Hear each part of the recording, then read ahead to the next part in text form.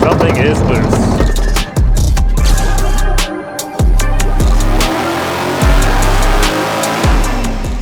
Now before we can do all of that, drive it, dyno it, we have a few things to do. For one, we gotta just do a bolt check. It's been almost a year since this thing's driven and I'm sure I've forgotten a few things. Secondly, we have to wire up the ethanol sensor so that we can put E85 in it and get some power gains. We also have to do some stuff with the interior, put seats in it, put the little brake pedal thing in it. So that's that. I'm not really sure, so I'm gonna quit yapping and get to work. We're gonna start with the ethanol sensor. So flex fuel sensor needs a 12 volt source, a ground, and then a single wire going into the ECU. So what we're gonna go and do is make a harness. And the harness is gonna go up, follow the fuel lines, all the way into the engine bay. And you'll see why in a second. But I have to harness the plug off of this thing.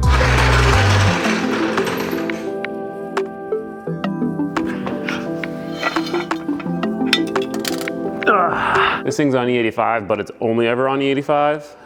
And also the ECU it has doesn't really work with flex fuel that well. And so it doesn't really need a sensor. We never used it anyway. It's been in there for years and it's never been used.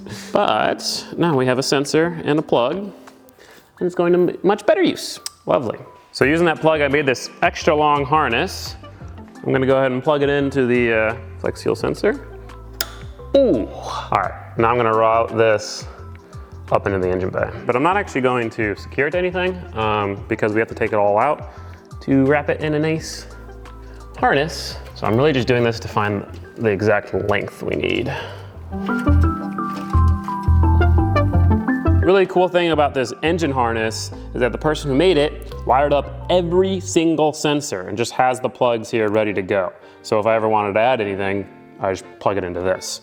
So here we are. See, this one is, fuel PSI, flex, boost control, temp 4, so like a temp gauge, temp 3, and AN volt 3. So that's like another wideband. So right here is the plug we're looking for. Something about there. All right, I took the harness out and I wrapped it, heat shrinked it on one end. So now we can do a final install and then do the end, plug it in.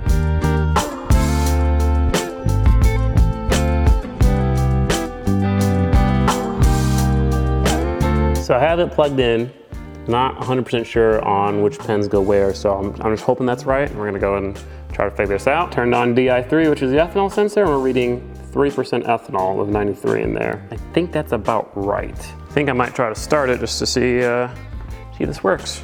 And also maybe just plug these fuel pumps in here.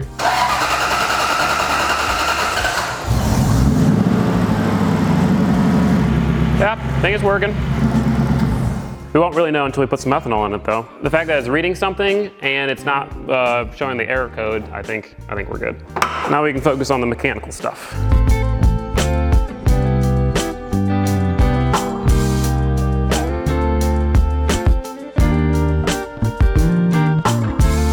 So the bolt check is done. Everything looked good. Adjusted the rear height a little bit because one side was really tall and the other wasn't for some reason. Don't remember why I did that. But now, last thing to do is put some seats in it so we can actually drive it. And the brake plate.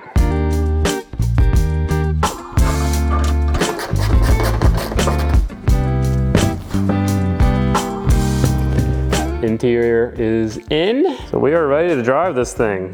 Doors off, fenders off, body off. Not going on a public street, but still gonna drive it. All right, we're gonna let it warm up first just to make sure everything's good, and then we'll take it for a drive.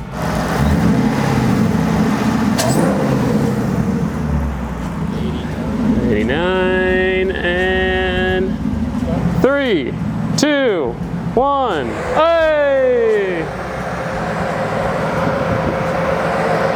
Yeah, so I only have one fan plugged in right now. I want to see if that's going to be enough. Yep, we're going back down. Nice.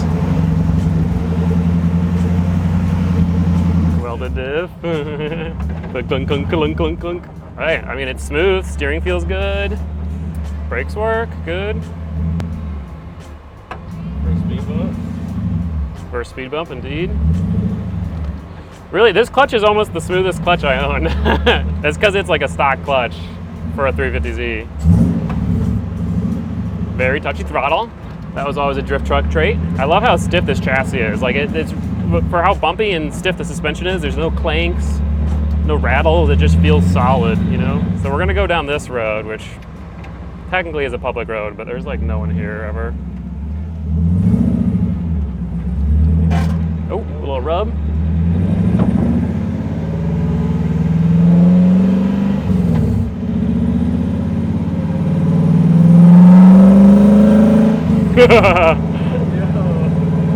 Oh, this is awesome. That's like 5% throttle, I swear.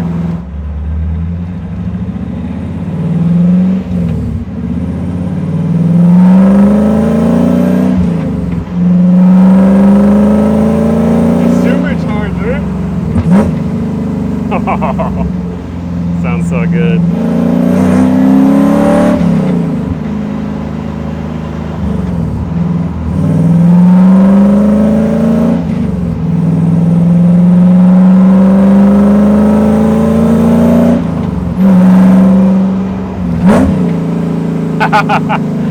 Oh, I do miss this thing. It sounds so good.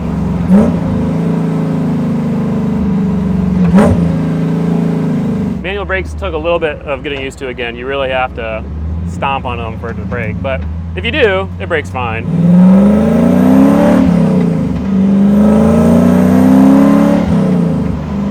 How am I getting? 200. Okay, yeah.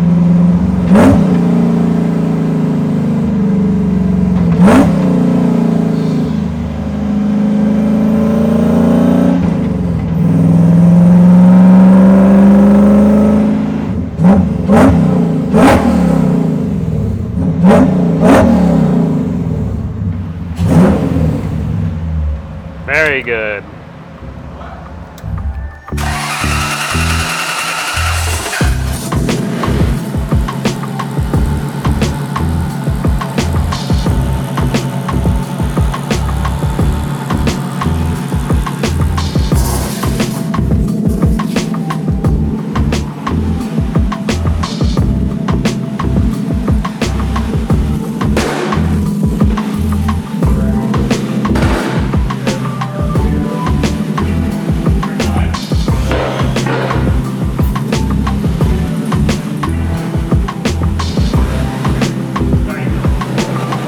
We got the truck on the dyno. We're gonna go and spin it up, see, make sure it all feels good, and then we're gonna do some baseline runs. Tuner isn't here, but we're gonna hopefully just do some runs. It should have the same tune in it.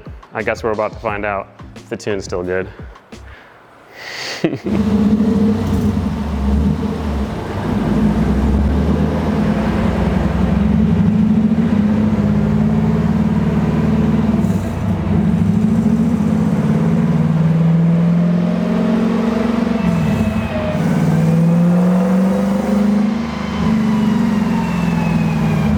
Good in here. All right, we ready? Do a little test?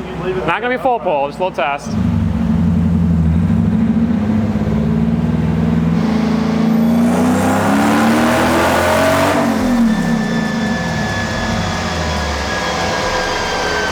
I can't tell if it's spinning or not. Did it spin there? I think it might have spun. You see how the little thing? So that technically just that little 5,000 RPM part throttle pull made 200 horsepower there. So we did another partial pull here. You can see that line, and it made 300 horsepower already. So we're looking good, and it's not spinning. So I think we're gonna try a full pull here.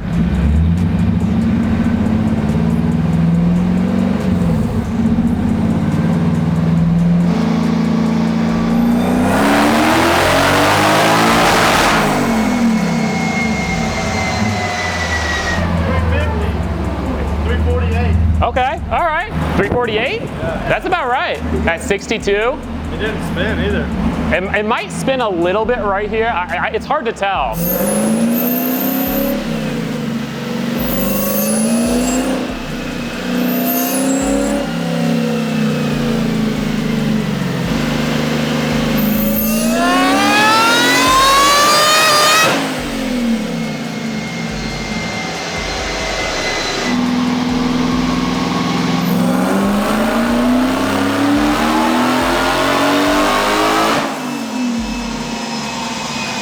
So here we are, our baseline runs have been successful. We were doing 3rd gear pulls at the beginning, which is what this shorter graph is, but it kind of seems like it's spinning a bit, and you can tell it really is chewing up the tires where the grip tape is on the dyno, which that is how we ended up getting it to stick. Grip tape and an anchor to pull down the rear suspension. But I mean, it is working, but we're gonna do 4th gear pulls from now on. That's what we did at the end there, but it started to lean out a bit. And so we need a tuner. So do you wanna kind of explain what we're gonna do? Well, now that it actually will stay running for extended periods of time, we'll finish the 93 tune, and then, did you tell them? Yes, Okay. they know. Then we're gonna do flex fuel. Yeah. And then see what it'll make on E85. Probably not a ton more, because We don't want it to make a ton more. No, well, and boost is fixed. Yeah. And these engines are a little sensitive, so we'll see what we can get out of it. At least it'll run cooler, and it'll be better for the engine. Yeah, exactly. And I mean, this thing survived a lot already. Drift truck's on, starting to warm up. You know, he's doing his thing. Got the dyno all ready. It's warmed up. Turn the fans on. What if I see a certain number, when should I let off? Like 13s? Okay.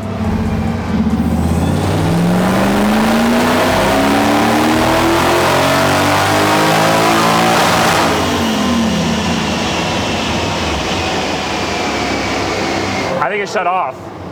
Is it running? It's not running right now. No. Uh-oh.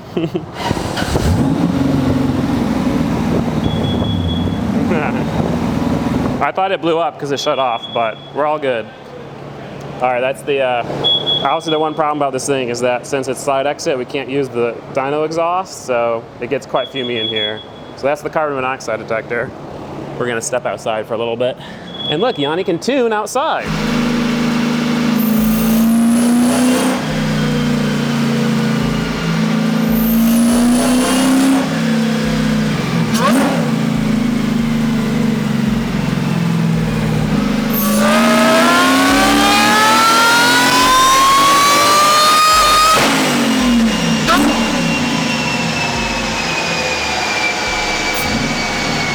So it made the same peak power there, but AFRs were much cleaner, much nicer. Good job.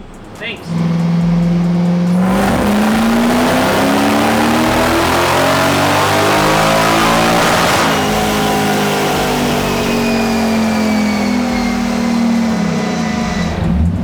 So you can see Yanni's cleaning it up a little bit right there. That brown line is the most recent pull. No weird dips or anything, it's just nice and smooth. We made a little less peak power because it was a little bit richer, but we're looking good. Do you know how many more 93 runs we're gonna do? We're probably gonna do at least maybe one more 93 tune.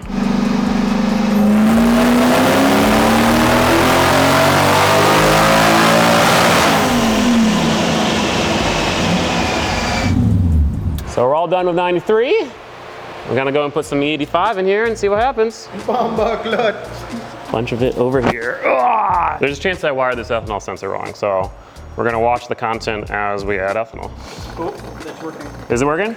Well, it said 15 and then I got 16. I mean, if it's changing, it's definitely working. Heck yeah. All right, so the ethanol is added to the tank. Right there, 54%. What is that, 57? I saw? Okay, well, so it's not perfect right now because there was a little bit of 93 in the tank, and clearly the E85 we have isn't the greatest, but it'll be enough to set this up. So you wanna give people an idea what you have to do when you're adding E85? So ethanol burns at different rates than regular gasoline does. You're going to use about 30% more. So what we're going to do is we're going to give the ECU a 93 table and an ethanol table, and then we're going to tune the ethanol table now, and then we're going to have the computer interpolate between the two tables depending on how much ethanol content we see. We don't have as high of an ethanol content number as we would like. We'd really like to be closer to 80%. Yeah, but that makes tuning a little bit weirder. Because we're kind of just guessing at what it would be if we had full E85. Correct, yeah. So we'll do what we can with what we have, but ultimately for our goal here, which is to just have a lower charge temperature, we'll be able to achieve that without any issue. So we should be good. How do you like watching tuning sessions? Oh, it's so fun. Yeah. Yeah. I know what Seems like they're. you know I know what everyone's talking about. Yeah. Did you hear All right, get out of here. How much fuel do you have to add on 85? It's like 69. He wasn't even paying attention to what we were just talking about.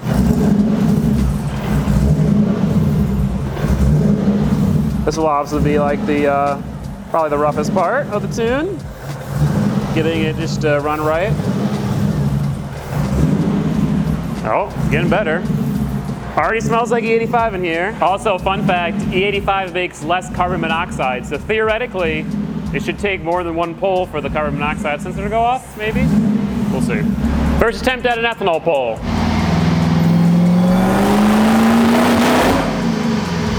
Very rich. Yeah, you can smell how rich it was too. It was like 9s and it started breaking up a little bit.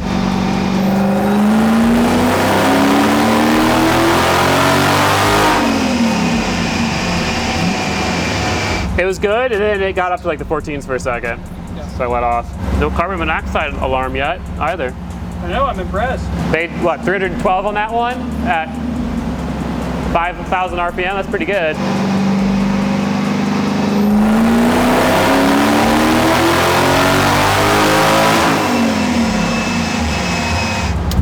It's kind of the same thing. Yeah, now keep in mind, you're gonna want to target like 13. I know, I held it in for 13 and then I saw 14, yeah, and I was like, all right. And that's what? Wow, and that still made 336. More horsepower pretty much all the way throughout. And it's the same timing right now still? Exactly the same.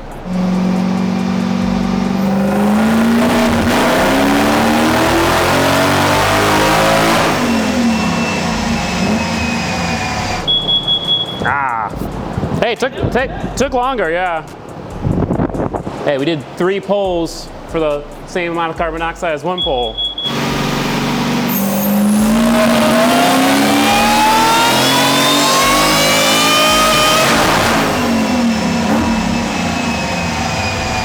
Very nice. 362. Jesus, 362, wow. Can I shut it off? Yeah. It definitely was making some steam.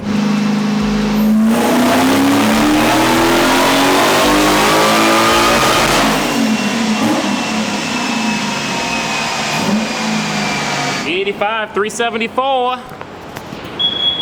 Yeah, we're dying in here. Definitely had a little weird stuff at the top, but I mean, it just was making power up there.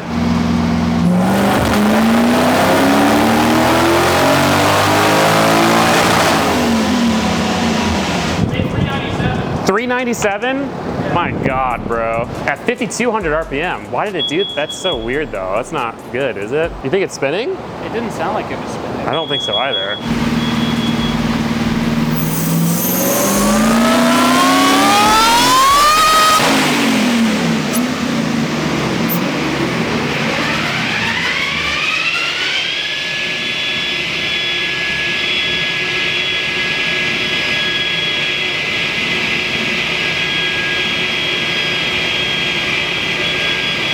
So, didn't break the truck, broke the dyno. The belt on the dyno specifically, oh man, there's like metal everywhere too. That's not a good sign. So we stripped the belt of the teeth. We didn't actually break the belt, but we were just excited. This thing made just so much horsepower. But yeah, the belt is stripped of its teeth. That's not right.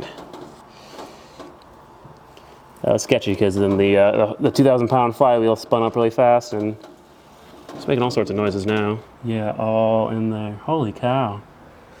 I wonder if it just lost Tension? Yeah. It probably there's did. I mean, the tension is just like Yeah, just the bolts, yeah. Yeah. All right, well, we were well beyond the limits of this dyno. So we'll put a new belt on. And maybe not tune something above 400 horsepower. I guess now we're probably gonna take the truck off the dyno and maybe try to street tune it a little bit just on this back road. At least get it where we can rip on it at a track and it not have issues. Yep.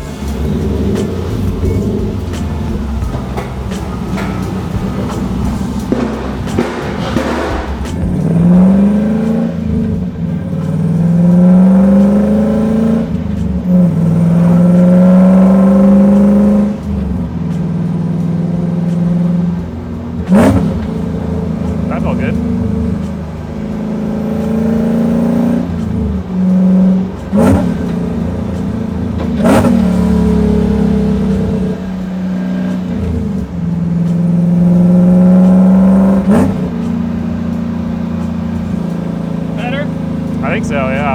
When we get over this hill, I'll kind of.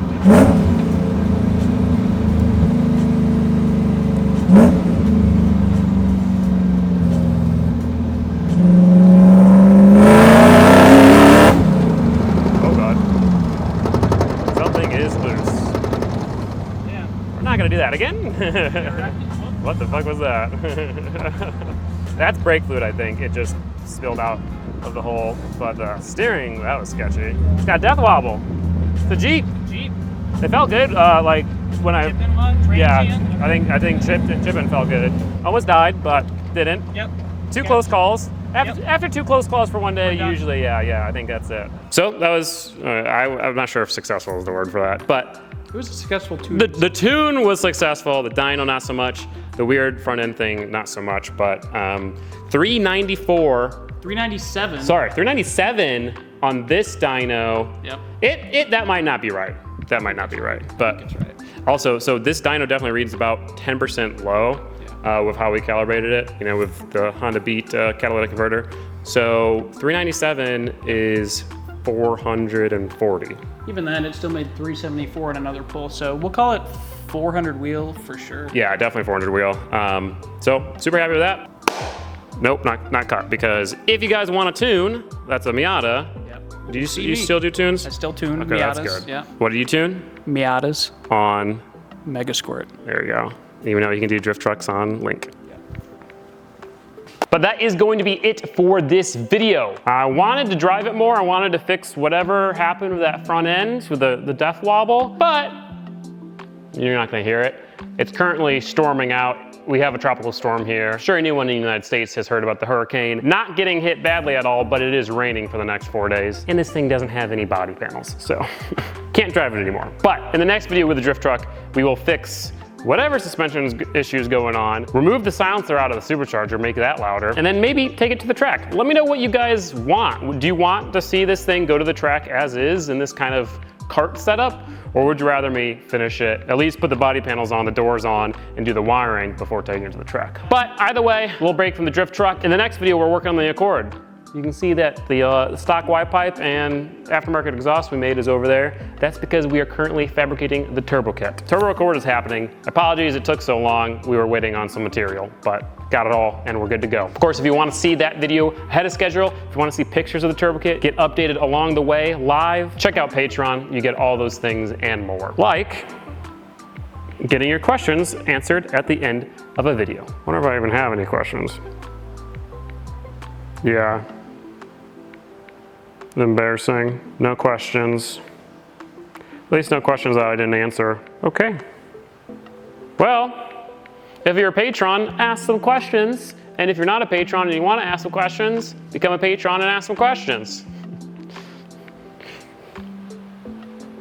Please. Goodbye.